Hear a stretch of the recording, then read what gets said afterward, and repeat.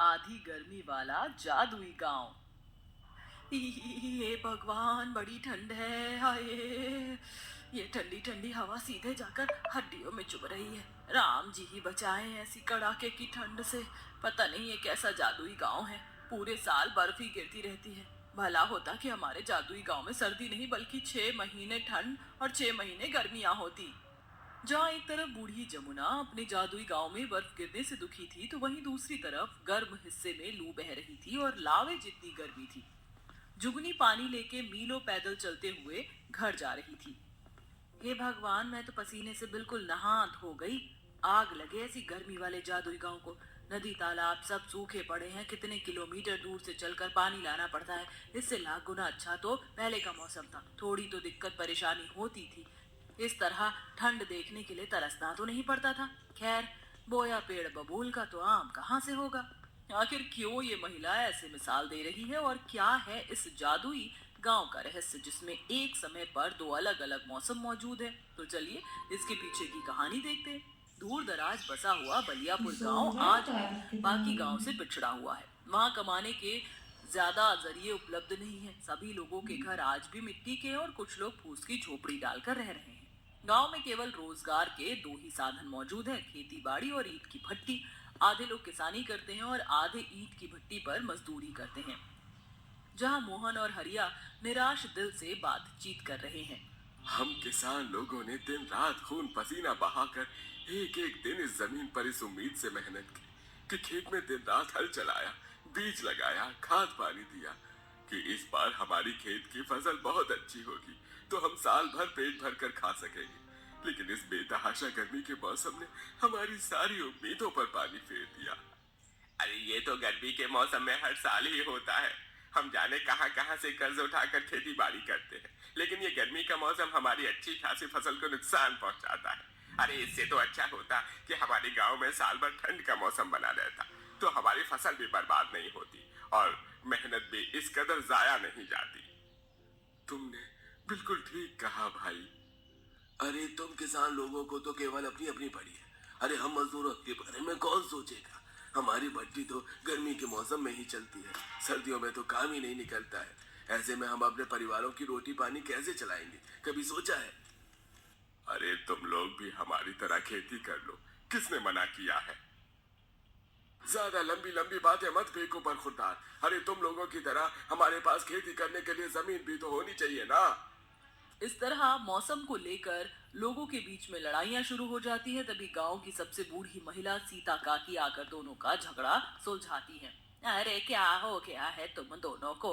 इस तरह से लड़ाई क्यों कर रहे हो? एक ही गांव में रहकर इस तरह से एक दूसरे के खून के प्यासे बने हो। पहले ही हम लोग इतने दुख तकलीफों में अपना पेट भर रहे हैं। भाई भाई की तरह रहो, भगवान से प्रार्थना करो, वो सबका बेड़ा पार लगाएंगे। अरे बस करो काकी, अगर सच में भगवान होते तो हमारी गांव की परिस्थितियां इतनी गरीब और दुखदाई थोड़ी ना होती। बात करती हैं। गांव के गरीबी भरे हालातों ने गांव के तमाम निवासियों को नास्तिक बना दिया था, इसलिए कोई ईश्वर में श्रद्धा विश्वास नहीं रखता था। जबकि सीता इकलौती ऐसी थी जो अपनी दिन की शुरुआत भगवान का नाम लेकर करती थी, और जब कभी उसके दरवाजे पर कोई इंसान या जानवर आ जाता तो वह उन्हें भूखा नहीं भेजती थी। इतनी मेहनत मशक्कत के बाद भी सारे गांव वाले दुख भरी रोटी ही खाते थे। जहां दीना अपनी पत्नी कम्मो से बोलता है। अरे थोड़े दिनों में ठंड का मौसम शुरू होने वाला है कम्मो, फिर ईंट भट्टी बंद रहेगी। समझ नहीं आ रहा है ये ठंड के 3-4 महीने कैसे कटेंगे। यही चिंता तो मुझको भी खाई जा रही है जी। हम तो गरीब आदमी हैं, डेली के कमाने खाने वाले। राम जाने क्या होगा। जहाँ ठंड के मौसम के आने पर भट्टी पर काम करने वाले मजदूर लोग दुख और शोक मना रहे थे, तो वहीं किसान लोग बेहद खुश थे। जहाँ मोहन रोटी खाते हुए अपनी पत्नी सरला से बोलता है। अरे किसी तरह से साल के 8 महीने कैसे न कैसे करके गुजर गए।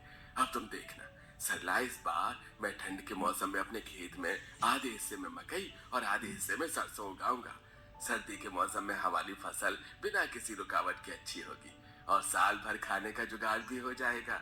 भगवान करे तुम्हारी सोच पूरी हो जाए जी। उधर सीता अपनी थाली में 2 रोटी बनाकर खाने चलती है, तभी एक कुत्ता काऊ काऊ करते हुए उसके दरवाजे पर आकर बैठकर पूंछ हिलाने लगता है। तुझको भूख लगी है? ये ले, इसमें से एक रोटी तू खा ले, मैं एक खा कर रह लूंगी। कुत्ता मुंह में रोटी दबाकर चला जाता है, तभी एक गाय भी आकर गुहार लगाने लगती है। लगता है आज ईश्वर ने मेरे नसीब की रोटी लिखी ही नहीं। लो गौ माता, ये तुम खा लो।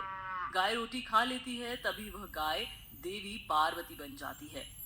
सीता, मैं तुम्हारे मददगार भावना से खुश हुई, इसलिए इस प्रकृति की सृजनहार होते हुए मैं इस गांव के आधे भाग को ठंडे गांव और आधे भाग को गर्मी वाले गांव में हो जाने का वरदान देती हूँ, ताकि सबकी अड़चने दूर हो जाएं। किंतु याद रखना, इस गांव में अब इस 2 मौसम के अलावा और कोई तीसरा मौसम नहीं आएगा। तुम्हें पूरे साल इसी एक मौसम के सहारे रहना होगा। हम सबको स्वीकार है देवी, हम रह लेंगे। ठंड का मौसम हम किसानों के लिए लाभकारी है। हाँ हाँ, हम भी इस गर्मी के मौसम में खुश हैं। तो फिर ठीक है, आज से इस एक गांव के अंदर 2 मौसम रहेंगे सदा के लिए। देवी के वरदान स्वरूप जादुई गांव में लोग कुछ दिन तो खुशी खुशी रहने लगते हैं, लेकिन थोड़े वक्त के बाद कुढ़ने लगते हैं। जहां साल भर गर्मी पड़ने के चलते मिट्टी पेड़ पौधे अपना संतुलन खो देते हैं, जमीन से नमी चली जाती है, नदी तालाब सूख जाते हैं, मजदूर लोग पसीने में तरबतर ईंट बना रहे थे। हे भगवान, इस गर्मी वाले शुष्क मौसम ने तो उबाल कर रख दिया है। इससे भली तो ठंड थी। अरे तुमने बिल्कुल ठीक कहा भाई। देखो, इस नवंबर दिसंबर में भी गर्मी के मौसम में थोड़ी भी राहत नहीं है। दिन रात बस लू चल रही है। ऐसा लग रहा है रेगिस्तान में रह रहे हैं। जहां एक तरफ गर्मी वाले गांव के वासी दुखी थे, ठंड वाले गांव का भी कुछ ऐसा ही हाल था। कहानी के अंत में क्या हुआ, चलिए देखते हैं। जहां सरला शीला दिन रात की बर्फबारी और ठंड से बिल्कुल उकता चुकी थी।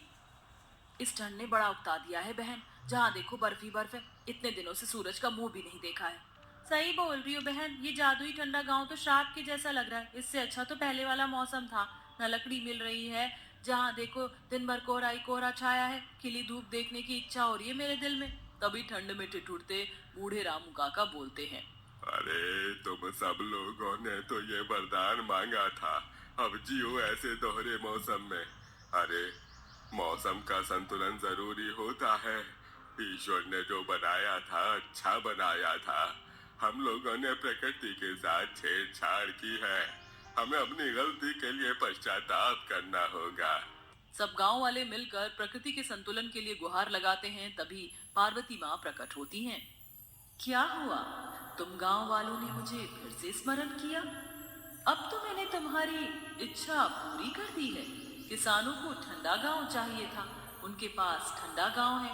मजदूरों को गर्म गांव चाहिए था, तुम्हारे पास भी गर्म गांव है। अब क्या बाधा है? अपनी भूल को मान लेते हैं और सीता बोलती है, हे माँ, हम सबको हमारी भूल का एहसास है कि मौसम का संतुलन कितना जरूरी है। आपने हमारे जो इस गांव को आधे आधे मौसम में अलग अलग बांटा है, हम आपसे विनती करते हैं, इसे फिर से एक गांव बना दीजिए। अलग अलग ठंड और गर्म गांव हमें नहीं चाहिए। आखिरकार तुम्हें इस बात का एहसास हो गया कि मौसम का संतुलन कितना जरूरी है। पतझड़, ठंड, गर्मी, बारिश, सारे मौसम जरूरी हैं। इसलिए मैं वरदान देती हूँ, ये गांव अब पहले से भी सुंदर मौसम वाला गांव होगा, जहाँ तुम सब दुख नहीं आनंद से रह पाओगे। इस तरह अंत में वह गांव पहले की तरह वापस हो जाता है। सब लोग अब बिना दोष लगाए खुशी खुशी मिलजुल कर रहने लगते हैं।